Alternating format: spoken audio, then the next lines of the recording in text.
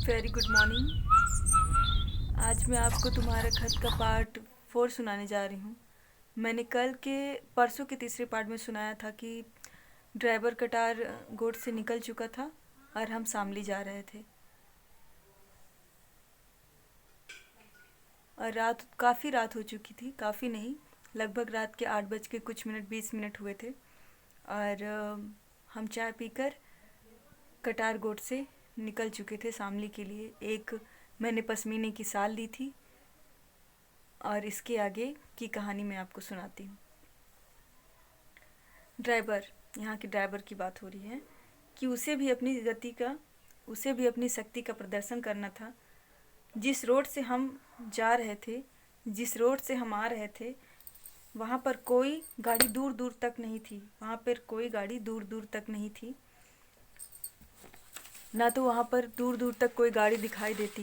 पैदल चलने वाले यात्री, पैदल चलने वाले कुछ मजदूर, कुछ रात में घूमते हुए लड़के दूर दूर तलक हमें नज़र आ रहे थे। आसपास में बने घरों में आसपास में बने घरों में किसी के घर की दिए की रोशनी, किसी के घर की दिए की रोशनी, तो कहीं लाहट की जगमगाहट थी, तो कहीं लाइट की जगमगाहट थी।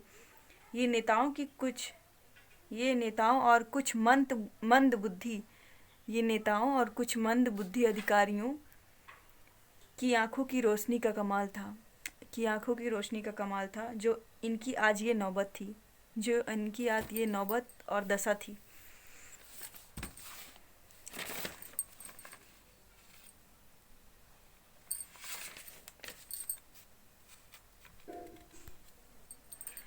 कटारगोट से चलते चलते हम पहाड़ी के काफ़ी दूर पहुंच चुके थे। अब तो सिर्फ जंगल और घना अंधेरा था।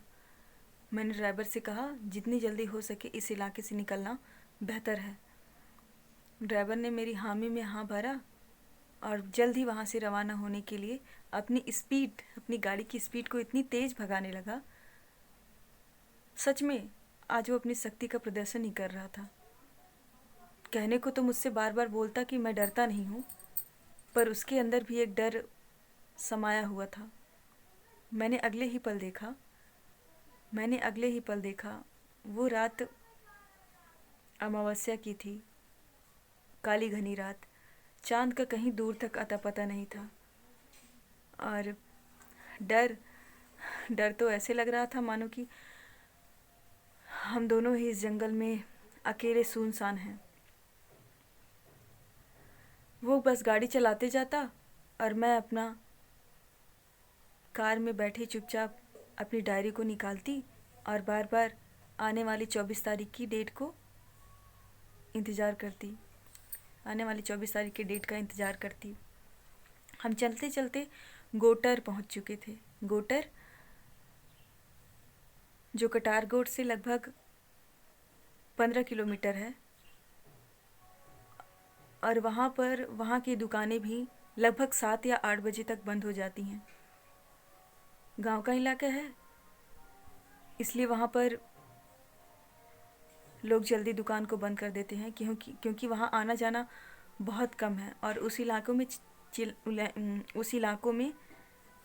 में लगभग 4 बजे शहर से जाने वाली आखिरी बस रवाना होती है। हम गोटार पहुंच ही चुके थे। वहाँ पर एक दुकान अब भी खुली हुई थी। मच्छर बहुत लग रहे हैं यहाँ पे।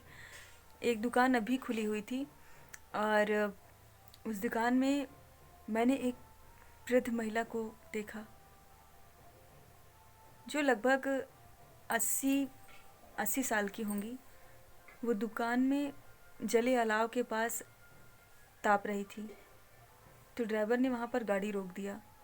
मुझसे कहा, मैडम नीचे उतरते हैं, थोड़ा आग सेकते हैं, थोड़ी सी गर्माहट ले लें और फिर उसके बाद यहाँ से चलते हैं। मैंने कहा, नहीं, रास्ता बहुत सफ़र तय करना ज़रूरी है। ड्राइवर ने कहा, नहीं, उतर कर कम से कम आग तो सेकते हैं। मैंने कहा, चलो ठीक है, कम से कम थोड़ी गर्माहट मिल जाएगी और थोड़ा सुकून भरा पल होगा ये।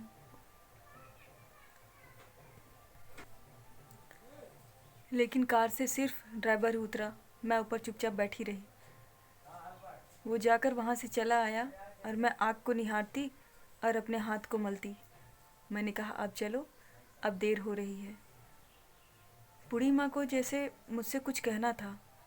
मैं उनकी आंखों में कुछ देख रही थी, पर कार के अंदर से मुझसे उठा नहीं जा रहा था। मैंने ड्राइवर से कहा बस यहाँ से चलते हैं। ड्राइवर जैसे ही अंदर आया मैंने पूछा कि वो माँ जी यहाँ पर अकेली रहती हैं? ड्राइवर ने कहा हाँ, उनका घर इसी जंगल में है। वो अपने बेटे और बहू के साथ यहाँ पे रहती हैं। बेटा और बहू वहाँ गांव के पास रहते हैं। यहीं से 3 किलोमीटर अंदर उनका गांव है।